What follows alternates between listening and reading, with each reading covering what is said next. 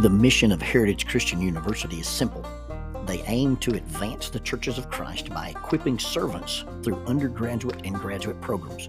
Heritage Christian University produces effective communicators of the gospel, focusing on evangelism and a commitment to Scripture. Heritage Christian University is accredited by the Association for Biblical Higher Education and offers the following degrees: Associate of Arts in Biblical Studies, Bachelor of Arts in Biblical Studies, Master of Arts, Master of Ministry, and Master of Divinity. Since 1968, Heritage Christian University, formerly International Bible College, has offered affordable degrees in biblical studies, allowing graduates to thrive in their ministries without the burden of loan debt after graduation. For more information about Heritage Christian University, visit www.hcu.edu. That's 3 W's and a dot, hcu.edu. Heritage Christian University is a sponsor of Keeping Up with Jones, the Lonnie Jones podcast adventure.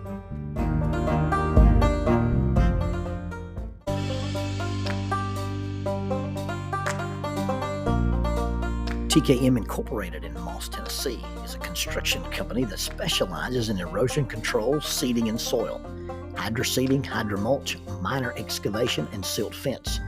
They also provide traffic control and construction signs. Their business is keeping people safe, but their passion, their mission, is they wish that all men could be saved. TKM has adopted the nickname the King's Men because as they serve you, they also serve the King.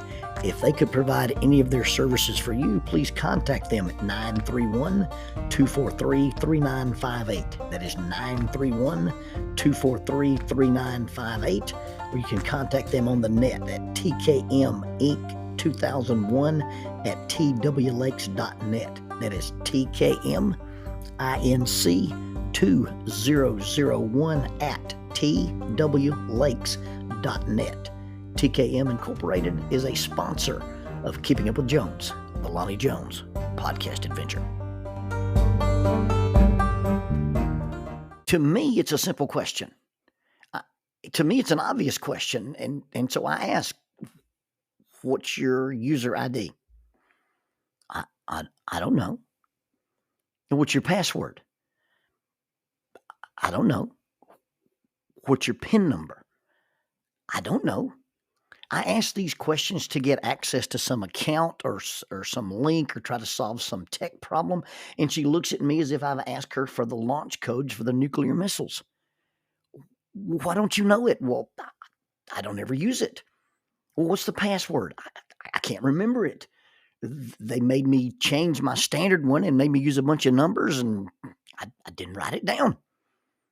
And that's our basic conversation. That's what happens at our house anytime I try to help with an account that has failed, anytime I have to try to reset a password, anytime I have to try to solve some tech problem, or what should end up being a minor adjustment on the interweb thingy. I get met with this stone wall of I don't know my password, I don't know my PIN number, I don't know my user code, I don't know my access code, I don't know the secret handshake. Now, she has a few standard things that she likes to use, and they're typically words. She doesn't do well with numbers, and so she'll have a word or two that she likes to use. And if for some reason they make her change that, or if they make her do something with numbers or symbols, or if they won't let her reuse a password, then that account, that access point, that customer service link, that thing is now as elusive as Bigfoot, and it will never be seen or heard from again. So here we were on the couch the other night, and we're doing a little, and it really wasn't the other night, it was a couple of months ago, we were doing a little Cyber Santa thing, and we had access to this site that we're members of, and we're looking for Christmas presents for the minions, and I find this thing, and it's the thing. I mean, we're going to buy this thing, and we decide, hey, this is what we're going to get.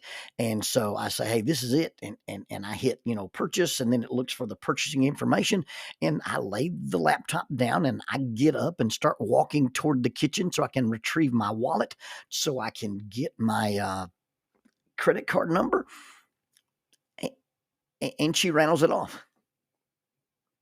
I mean, on the top of her head, like a homeschool kid from Mean Girls at the spelling bee, Xenocarp.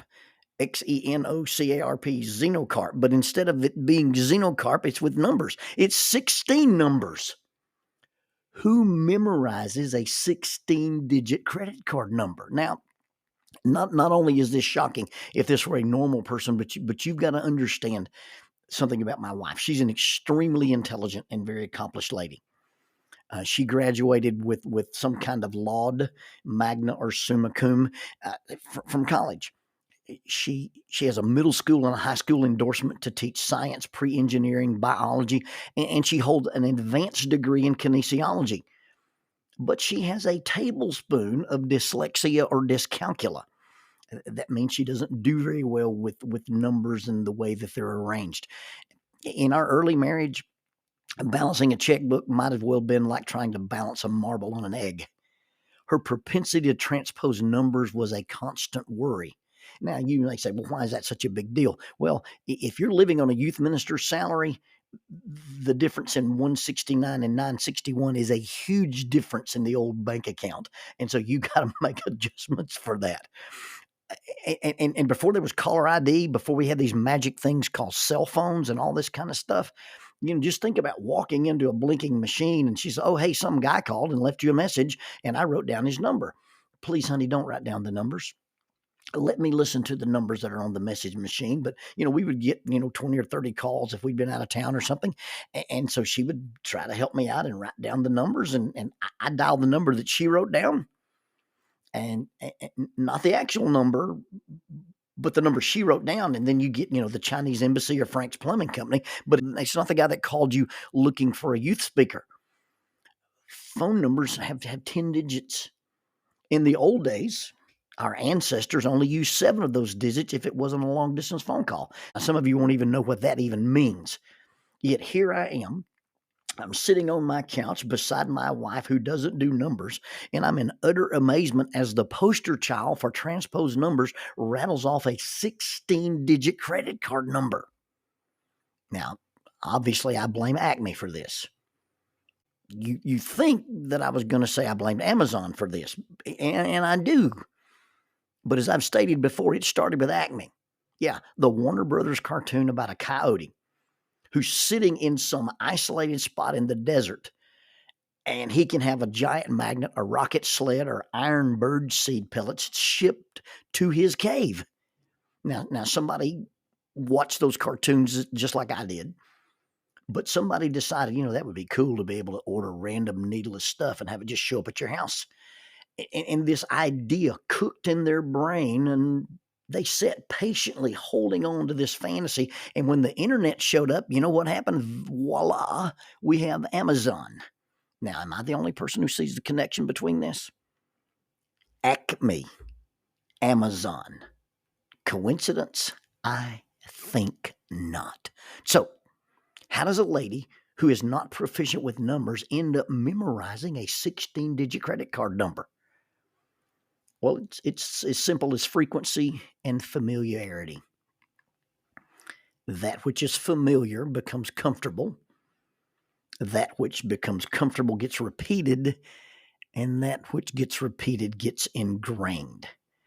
If we're talking about adaptive or even maladaptive behavior, it works the same way. That which gets repeated gets ingrained. If it works, and works can be in quotes, because if it's adaptive behavior, it really does work. If it's maladaptive behavior, it has the pseudo idea that it works, but that which works gets repeated, and that which gets repeated gets ingrained. The perceived reward or benefit reinforces the repetition, and the repetition creates habitual, ingrained behavior. That's basically the way video gaming works. That's the way social media type stuff works, because you have this compulsion loop. They give you just enough reinforcement. They give you just enough free playtime. They give you just enough rewards. You get just enough likes. The stuff you put on Facebook, it runs through an algorithm so that Facebook will send you people who like it and agree with you. You don't get a lot of dislikes or disagreement unless you're just on Facebook looking for drama. And so that perceived reward, that perceived benefit is going to get repeated, and the neuroplasticity of your brain and the myelin sheathing allows us to learn. It allows us to unlearn, and it allows us to relearn behavior. Now, it's also true that if you have something and you don't use it, you will lose it. In the same way that using it ingrains it, oftentimes not using it eliminates it or cause it to go extinct. You think about the phone numbers you used to know. Think about the phone numbers, if you're over, say, 40, think about the phone numbers that you used to have memorized that you could just pick up a phone and dial before cell phones eliminated the need for us to remember them. I have trouble telling you more than 3 or 4 people's phone numbers because in my contact list, they're listed by some kind of designator. Now, the voice control on my truck, it doesn't like for me to say Jackie.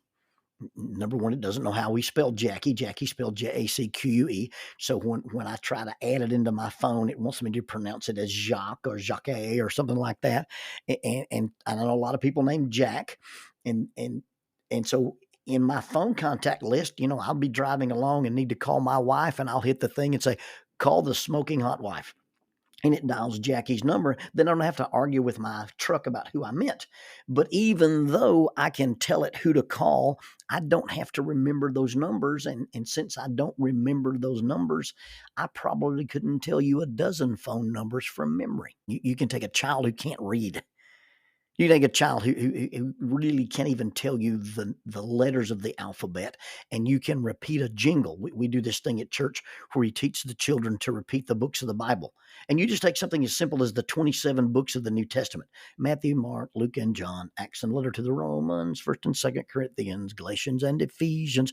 And you sing that often enough with a little child, and a child that can't read, a child that really couldn't recognize them if they saw them on a screen, a child that has really no idea what the words even mean, can not only repeat them and pronounce them, they can do it better than most adults.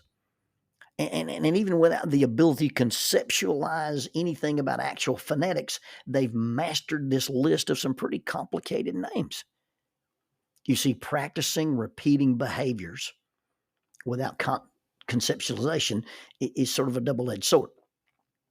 I think, first of all, it shows the amazing qualities of the human brain that you repeat something enough and you can memorize it even if you don't conceptualize it, and that's not always bad. There's some things that you need to learn to do, and you don't really know why you do them, but you do them. But sometimes we just learn to do things, and we just learn to do them, and without conceptualization, they're no good. It's a double-edged sword. The popular wax on, wax off method in the Karate Kid movie was very entertaining, but that movement, that martial movement without context, would have probably been an epic failure. Personal observation is kata-based martial arts are about repetitive movement. And in a stylized exhibition or in stylized combat, I mean, those guys move fast and it's truly amazing. But you change one thing in that pattern, you change one thing in the opponent's response or prescribed response or scripted response, and the flow is interrupted and disaster ensues. I like to watch the dumb ways to die videos on Facebook.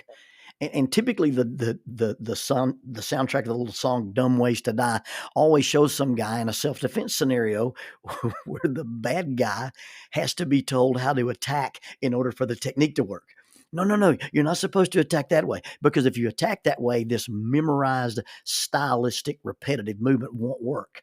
Well, that's one of the edges of the sword of repetitive movement and doing things repetitiously without conceptualization. The other edge of that sword is that if I do something enough, even if it's counterintuitive, even if it's uncomfortable, even if it's not a strength area, even if it's not a natural response, and really even if I can't conceptualize it, even if it's foreign, if it gets repeated enough, it can become ingrained, and then it can feel natural. It can become natural. It can become organic and usable in spite of my inherent difficulties at the beginning. The old "get comfortable being uncomfortable" philosophy. Being out of breath helps you deal with being out of breath. And the more you push yourself to be out of breath, the better your aerobic and anaerobic conditioning will be. But until you repeat it enough till it becomes able to be comfortable with being uncomfortable, it doesn't have a lot of benefit. And let's walk away from martial arts, and let's walk away from exercise. Let's just talk about kindness and patience and gentleness and being polite and respectful and honest and caring and selfless and empathetic. Repeating these behaviors takes something that may be a deficit. It may be something that is unnatural. It may even be something that at first feels unpleasant to us, and turns them into something that we can do and we can use, and we don't even have to think about it. You can be unkind and impatient and harsh and rude and disrespectful and dishonest and uncaring and selfish, and those behaviors don't require any thought. They don't require any thought. They don't require any training, because those behaviors are easy. And that which is easy gets repeated. And so it takes intention. It takes us deciding to memorize, quote unquote, a different kind of behavior. It takes us deciding to memorize a different response. It's intentional, and it's a choice, because being pleasant or being unpleasant really is not just something that you do naturally. It's something that you choose to learn to do. Once we decide to repeat those sequences of kindness and goodness and gentleness and politeness and selflessness, once we repeat those sequences, and especially those sequences that are hard for us to learn in the first place, the only way to learn them is to practice them. And the only way to practice them, just like a credit card number, is to repeat them.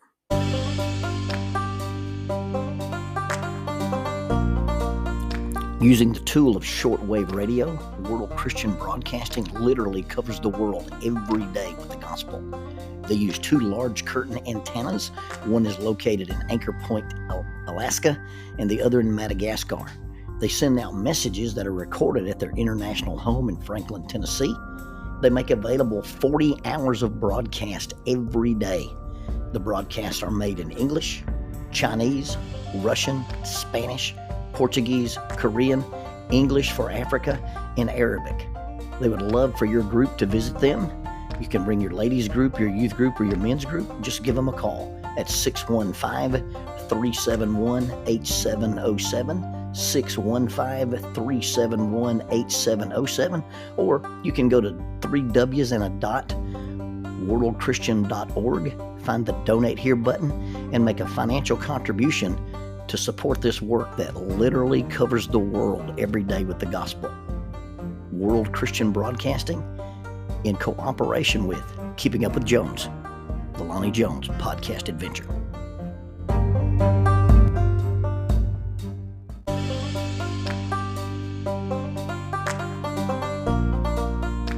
Keeping Up with Jones, the Lonnie Jones podcast adventure. I am your host, Lonnie Jones. My wife Jackie and I moved to the city of Huntsville in 1986 for me to be a youth and family minister. I have been a minister since 1980. I have served in this community as a police chaplain assigned to a SWAT team since 1992, and I've been in private practice as a licensed professional counselor since 1998. I'm also an adventure educator and an avid outdoorsman. I dabble in rock climbing, and I goof around with Brazilian Jiu-Jitsu. Our life has been full of many wonderful experiences, and some just outright adventures. I used to write about those things in a little church bulletin article, so now instead of asking you to read those things, we're just going to talk about them in our podcast. And as we talk about them, we're going to talk about the facts. The facts lead to concepts, and the concepts lead to application. One caveat about the facts is, for the most part, we're going to tell you the facts just as they happened. But every now and then, we're going to tell you the way other people have told us they remember it happening, with a little bit of embellishment. It's all good, clean fun and for educational purposes. Thank you for listening, and we hope you enjoy Keeping Up with Jones.